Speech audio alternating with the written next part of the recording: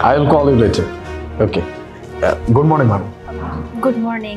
আচ্ছা, একটু আগে তুমি যেটা বলছিলে মানে I will call you later, এটার বাংলা জানো তুমি? মানে জানো?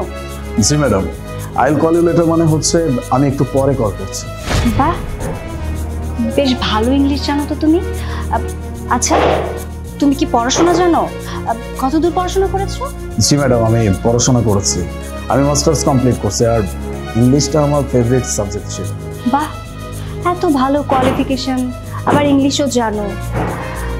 তাহলে তুমি এখানে সিকিউরিটি গার্ডের চাকরি কেন করছো? না মানে চাকরিটা আমি বাধ্য হয়েই করতেছি। এই চাকরি আমি করতাম না, আমার একটা ভালো জব ছিল। একটা আইটেক কোম্পানিতে আমি সফটওয়্যার ইঞ্জিনিয়ার হিসেবে ছিলাম। হঠাৎ করে আমাদের কোম্পানিটা একটা অনেক বড় লসের মুখে পড়েছে। এরপরে কোম্পানি থেকে প্রত্যেকটা এমপ্লয়িকে ছাঁটাই করে দেওয়া হয়।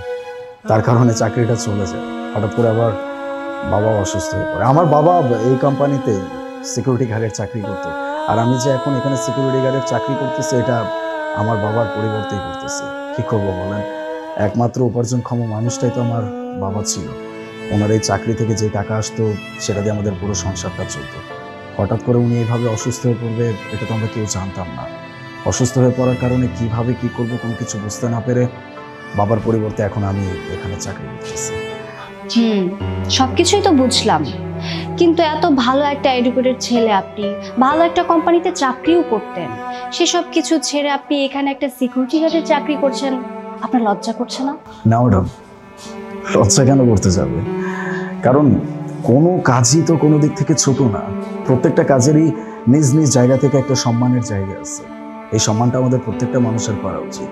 হ্যাঁ, আমি মানছি দারোয়ানের চাকরি একটু নিচু পদের চাকরি, কিন্তু আমার বাবা তো এই চাকরিটা করে আজীবন আমাদেরকে বড় করছে, আমাদেরকে খাওয়াইছে, আমাদেরকে পড়াইছে, আমাকে মানুষের মতো মানুষ করছে। আমি স্টাডি করতে পারছি, যার কারণে একটা এত বড় আইটেক কোম্পানিতে আমি চাকরি করতাম। কিন্তু ব্যাড লাক, সেখান থেকে আমার চাকরিটা চলে যায়। এটা কোম্পানির একটা লসের কারণে হয়ে গেছে। এই সিকিউরিটি গার্ডের চাকরি নিয়ে আমার মনে কোনো লজ্জা নাই, আমার কোনো গিল্টি ফিল নাই। আমি অনেক এনজয় করি এই চাকরিটা। আর তার থেকেও বড় কথা হচ্ছে বাবার পাশে দাঁড়ানোর মতো শান্তি তো আর কোনো কিছু হইতে পারে না। আমার এই চাকরি যে আজীবন করতে হবে তাও কিন্তু না। একটা ভালো চাকরি যখন আমি পেয়ে যাব তখন এই চাকরিটা আমি ছেড়ে দিব। বাবাকেও আমি আর কোনো চাকরি করতে দিব না। বয়স তো হয়েছে, অনেক তো পরিশ্রম করছে, এখন তার একটু রেস্টের সময়। এই জন্য বাধ্য হয়ে এই চাকরিটা করতেছি। আমার জন্য দোয়া করবেন, একটা ভালো চাকরি পেয়ে গেলে আমি এই চাকরিটা আর করবো না। তোমার কথাগুলো শুনে বেশ ভালোই লাগলো। আচ্ছা, তুমি কি জানো তুমি যে কোম্পানিতে চাকরি করছো সেটা কিসের কোম্পানি? না ম্যাডাম, আসলে আমি জানি না যে আমি যে কোম্পানিতে চাকরি করতেছি এটা কিসের কোম্পানি। তুমি যে কোম্পানিতে চাকরি করছো এটা একটা আইটেক কোম্পানি। কি বলতেছেন ম্যাডাম? সত্যি মানে এটা একটা আইটেক কোম্পানি? বাহ, তাহলে তো অনেক ভালোই হয়েছে, আমার উপকার হতে পারে। উপকার হতে পারে না, উপকার হবে। তোমার সাথে কথা বলে যতটুকু বুঝলাম তুমি খুব ভালো একটা ছেলে এবং এডুকেটেড একটা ছেলে। আর তুমি আগে যেখানে চাকরি করতে সেই চাকরি ছেড়ে এখন তুমি দারোয়ানের চাকরি করছো।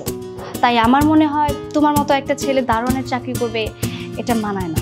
তাই আমি তোমার ইন্টারভিউ নিতে চাই। আর তুমি যদি পাশ করে যাও তাহলে আমাদের এই কোম্পানিতে তোমাকে সফটওয়্যার ইঞ্জিনিয়ার হিসেবে জয়েন করাবো।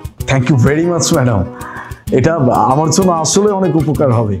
আপনি আমার ইন্টারভিউ নেবেন, আমাকে এখানে চাকরি দেবেন, এর থেকে বড় কথা আর কি হইতে পারে।